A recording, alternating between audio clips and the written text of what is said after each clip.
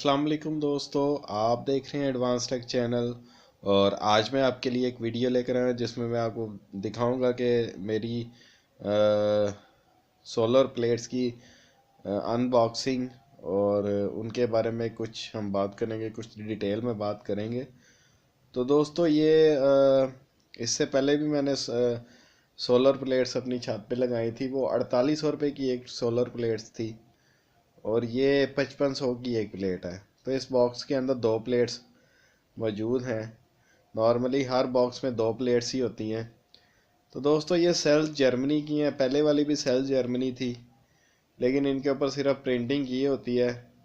Otherwise सारा माल जो है वो यहाँ पे पाकिस्तान में या चाइना में तैयार होता है। तो ये 150 वाट की मोनो सेल्स जर्मनी है। तो आज इसकी डायमेंशंस के बारे में बात करेंगे। दोस्तों 150 वाट की जितनी भी सोलर प्लेट्स उनकी होती हैं उनकी डायमेंशन सेम होती है। यानी कि यहाँ से लेकर यहाँ तक ये बनती हैं दोस्तों 1480 mm, और ऊपर से लेकर नीचे तक ये बनती हैं 680 mm। और इनकी जो थिकनेस है, मोटाई जिसको कह लें, वो 40 mm होती है। तो जितनी भी 150 वाट की प्लेट्स होंगी उनका यही डायमेंशन होगी।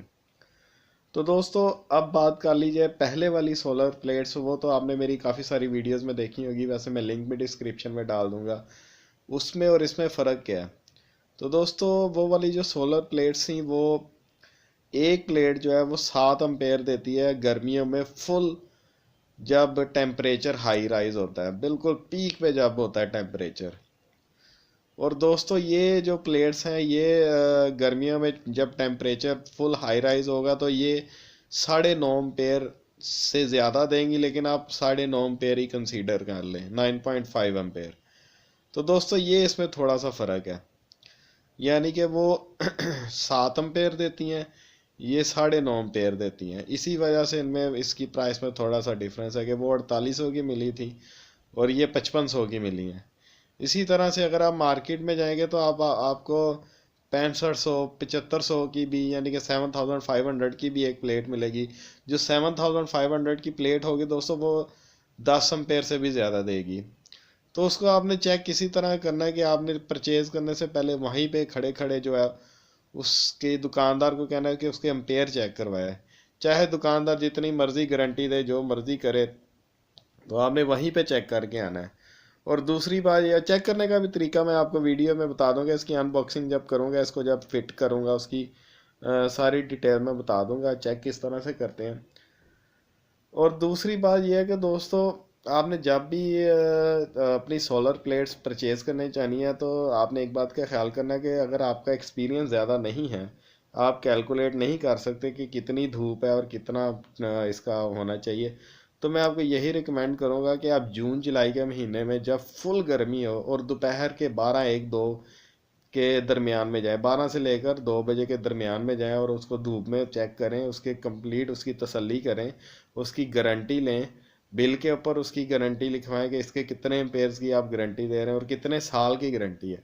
ये सारी चीज़ें आपने वहाँ पे चेक करनी। अदरवाइज़ दुकान जो है वो ज़ुबानी कलामी बहुत सारी कस्में भी खाएंगे, बहुत गारंटी भी देंगे, लेकिन जब तक आप सेटिस्फाई ना हो, वहाँ पे चेक ना करें, तो आप ये चीज़ परचेज़ ना करें। बेहतर तो यही है कि आप वहाँ पे इसको चेक करके लें, इसके एम्पेयर्स वगैरह।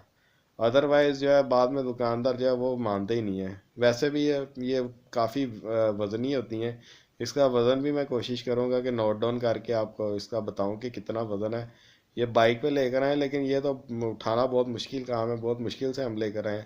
ये वैसे भी आप देख सकते हैं बड़ा सोफ़ा है, 3 सीटर, उसके बराबर हैं। ये हाइट में भी उतनी है और लंबाई में भी तकरीबन उतनी है, थोड़ी सी इस साइड पे बल्कि उससे बड़ी होगी ये।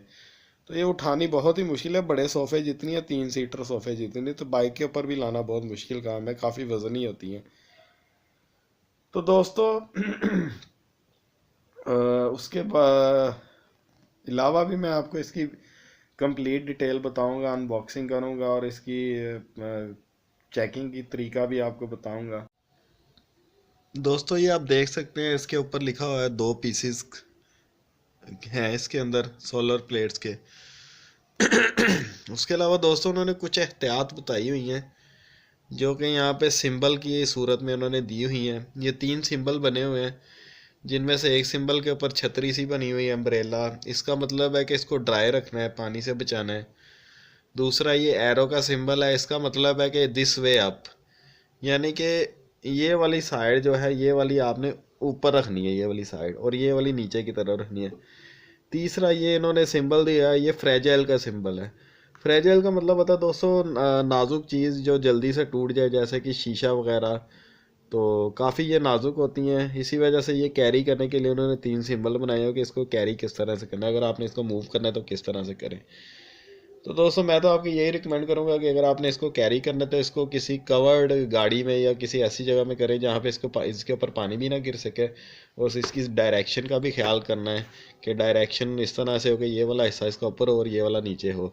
और इसके अलावा दोस्तों फ्रेजाइल है तो डेफिनेटली किसी ऐसी जगह का इंतखाब करें गाड़ी का, या गाड़ी के नीचे कोई नरम सी कपड़ा फोम वगैरह रख लें ताकि ये टूटे ना। तो यही इसकी कुछ प्रिकॉशंस हैं। तो आज की मेरी वीडियो इतनी ही थी। उम्मीद करता हूँ आज की आपको मेरी वीडियो पसंद आई होगी। अगर मेरी वीडियो पसंद आई है तो मेरी वीडियो को लाइक करें। अगर नहीं पसंद आई तो आप इसको डिसलाइक भी कर सकते हैं। और अगर आपको कोई क्वेश्चन है तो वो भी आप कमेंट्स बॉक्स में वैसे पूछ सकते हैं।